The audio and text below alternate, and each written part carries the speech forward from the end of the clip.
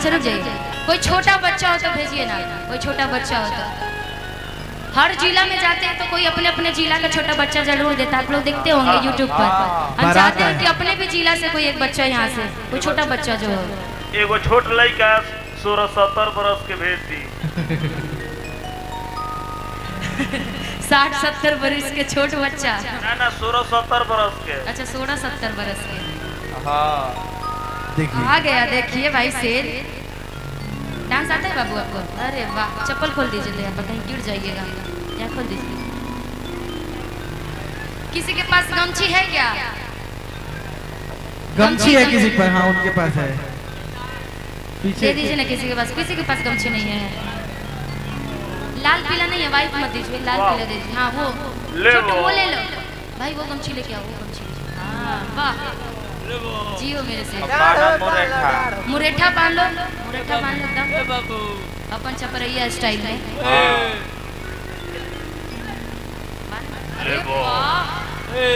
लेबो बांधने कैसे? एक बार जोरदार ताली हमारे बिहार का ये सिरमौर जो होता है मुरेठा पगड़ी। वाह क्या नाम है छोटू आपका? कोकिला लाल। कोकिला? कोकिला लाल। कोकिला कौन? अच्छा कोकिल कौन? अच्छा आप इन चारों में से आपको कौन पसंद है? इन चारों में से कौन पसंद है आपको? सब। सब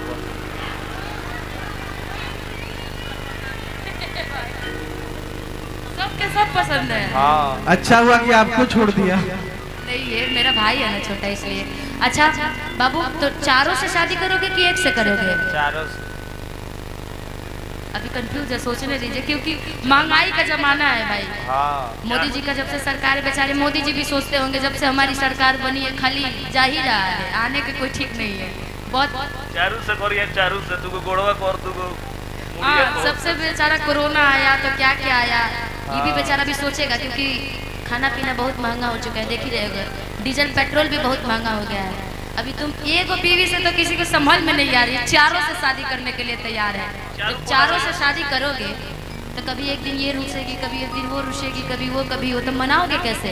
4 बापुत वालो कैसे मनाओगे बोलो? चारू जानी रही लो तबे डोली उठी। हाँ कैसे मनाओगे बताओ? तीनों को भाई भेजो। बेचारा सोच रहा, बोल दो खेसारी जी के स्टाइल में बोल। अभी सियान होंगे तभी ना शादी करेंगे। हाँ लड़का कितना तेज है भाई, अभी पसंद अभी से आ गई है। अभी सियान नहीं खन भल जवान भइल बड़ा नहीं से चारों पसंद करता रहा। अच्छा चलो ठीक है, तब तक पेंडिंग भी ये लोग रहेंगे चारों। हाँ कहीं दूसरे से शादी कर ली तब क्या करोगे? कर लेंगे तो दूसरा पसंद कर लेंगे। हाँ जी। ए भाई मानना पड़ेगा, कर लेगी लोग तो दूसरा पसंद कर लेगा। माने नहीं भाई एक हाँ कह दे लड़का बानर होता है, कई को गाछ पे तड़पता है भाई। मानना पड़ेगा, कोई कम नहीं है। चली जाएगी तो चली जाएगी, एक जाएगी दूसरी आएगी ना। एक बार ताली बजा दीजिए इसके लिए आप लोग। बहुत बहुत शुक्रिया। अब तुम उनको ले करके बोलना, ठीक? तुमसे वो बोल रही है, आ जाइए इधर जी, चारों आदमी जी। बउआ, अरे वाह, गुड्डू सिंह जी की तरफ से छोटे बउआ के लिए जाओ लो। एक बार जोर ताली हमारे बाल कलाकार के लिए। खूब आशीर्वाद, उनको यहीं से प्रणाम कर लो, यहीं से हाथ जोड़ लो, सबको जोड़ लो। आशीर्वाद खूब आगे बढ़ना पूरा जम के, ठीक? तुम्हारी ये बीवी है अभी के लिए, थोड़ी देर के लिए, ठीक? तुमसे बोल रही है, तुम इनसे बोलो, एक्टिंग के साथ में बोलना, ठीक? थोड़ा आप लोग चाहेंगे कि हल्का बैठ जाइए ना, इसके बराबरी में आ जाइए। हाँ यहाँ जा, यहाँ जा। दाढ़ी पानी का दिन बाबू ध्यान से। अब चारों के चारों बैठेगी, बेचारा चारों को कैसे बोलेगा ये एक साथ में? स्टाइल से बोलना, ठीक? कि पायल फुलाए बोलो। हाँ पहला ही से ट्रेंडिंग में बैठे। अरे भाई का कहता ये ना पावर है भाई हमारे जिला का ना जी। हाँ जी, सिखाने की जरूरत ही नहीं है सब ऑलरेडी। अच्छा थोड़ा बोल के बोलो।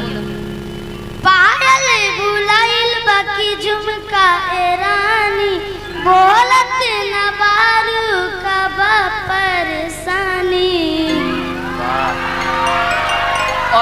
स्टार मिल गई, अगला स्टार मिल गई। परेशानी ये वजह उनका के एक खिली खोई नहीं किया ए राजा छूटता पसेना गर्मी होला।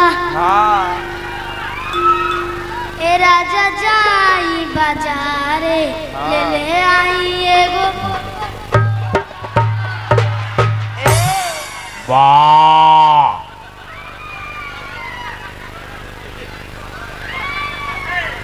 पावर ऑफ छपरा जिला। वाह यही पावर है छपरा की मिट्टी इसीलिए की। कहा जा सबका से आगे हमर छपरा जिला, छपरा जिला।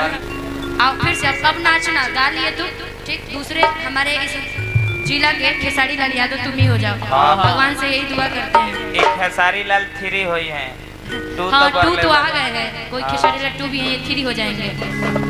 अब बोलना ठीक, एक्टिंग के साथ में ऐसे पायल वाला पैर के साथ में, ठीक। तुम एक्टिंग भी अच्छा कर रहे हो, बोलो दीजिएगा इसके। गोड़ पकड़ जा बाबू। कि पायल भुलाए कि झुमकाए और थोड़ा एकदम दमदार वाला में। हाँ। पायल वहाँ पर पैर के पास पायल होता है, पता है ना? हाँ भाई पता ही होगा। हम झुमका को बोले। पायल दांते खोले के बाद हम झुमका को बोले, पायल पहले खत्म हो गया था। अच्छा ठीक है, फिर से आओ, फिर से वहाँ पैर के पास। कि पायल भुलाए कि झुमकाए रानी, कि बोलत न बारू का बाटे परेशानी। बैठ जा, गिर जा, गोड़वा पर गिर जा। अब बोलो। कि पायल भुलाइल कि झुमकाए रानी, कि बोलत न बारू का बाटे परेशानी, कि कहे तोहर भोरे से लटकल बलोला ओ लटकल बलोला। भारती जी आपको हंसना नहीं है, आपको नाराज होना है, क्योंकि कोको कोला आपको पीना है। कि पायल भुलाए कि झुमकाए रानी, कि बोलत आप यहाँ पे करो, ऐसे करो। कि बोलत न बारू का बाटे परेशानी, कि काहे तोहर भोरे से लटकल बलोला हो लटकल बलोला। ए राजा छूटा पसेना गर्मी होला। ये बेना डोलाना चालू भी कर दिया ये। सच में गर्मी बहुत है भाई, मानना पड़ेगा। ए राजा छूटा पसेना गर्मी होला। भारती जी आज दिखा देना है आपको। हाँ। ये बच्चा आपसे भी आगे जाएगा, सोच लीजिएगा। बहुत आगे। अभी दिखाना है कि आप आगे जा रही है कि ये आगे जा रहा है, ठीक है। परल वारू खेसारी 3 के फेरा में। अभी तक आप खेसारी जी को चकमा देती थी। हाँ। अभी खेसारी जी का यहाँ पे चेला उपस्थित है ना जी। हाँ। उसी जिला का शेर, अभी इसको हराना है आपको, ठीक। आइए खड़े होकर के दोनों आदमी। कि पायल भुलाइल की झुमकाए रानी, पायल भुलाइल की झुमकाए रानी, बोलत न बारू का बाटे परेशानी, बोलत न बारू का बाटे परेशानी।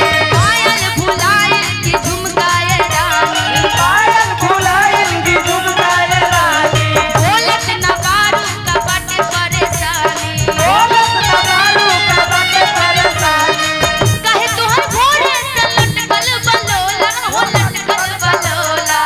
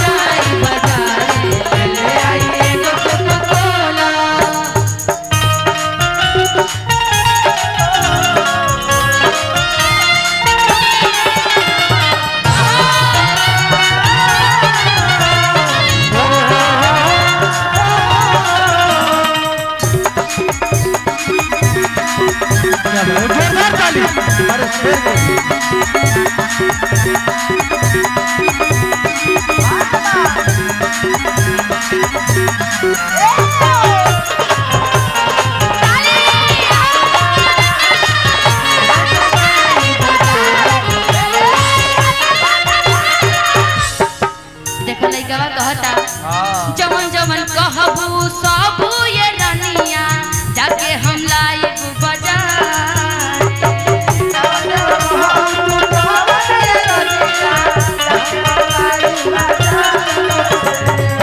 काहे नाराज बारू ए धनिया ए भाई कमर धीरे धीरे धीरे धीरे धीरे धीरे धीरे धीरे कमर वाला डांस कैसे कियो छोटू जरा कमर वाला डांस इधर घूमो तो हाँ कैसे कियो इधर करके दिखाता हाँ कर 1 2 3 4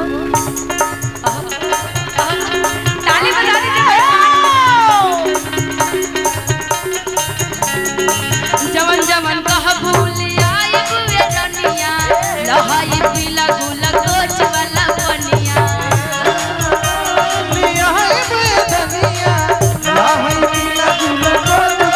जवन जवन कह भूल आइब वे रनिया लहाई पीला गुला कोच वाला पनिया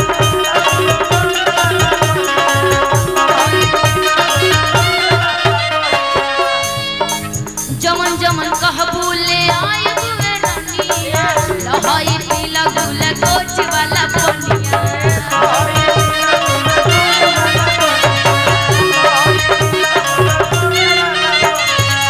लहाई खालो ना ले लहाज मोला हो ले लहाज मोला अब ये बोलेगी अब तुम बोलना इधर कि राजा छूटा पसे ना गर्मी होला तुम तो लड़की वाला भी एक्टिंग बड़ी अच्छा कर ले रहे हो भाई। अच्छा अभी लड़का का कर रहे थे थोड़ा सा ये सर पे रखो तो मान लो थोड़ी देर के लिए इनको हराना है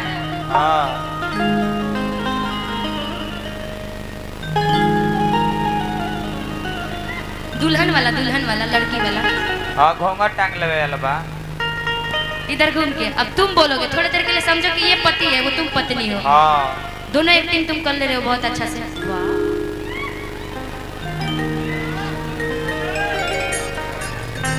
वाह बहुत अच्छा, बढ़िया सारी एक्टिंग बड़ी हुई है अब तुम बोलना ठीक ए राजा छूटा पसे राजा छूटा पसे ना गर्मी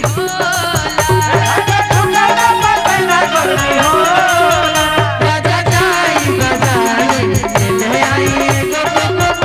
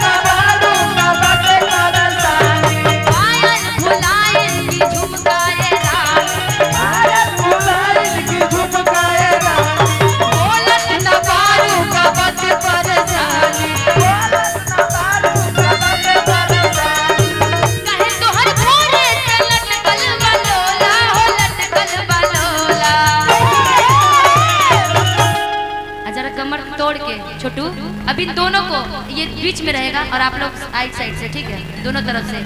अब कमर का डांस आप करिएगा।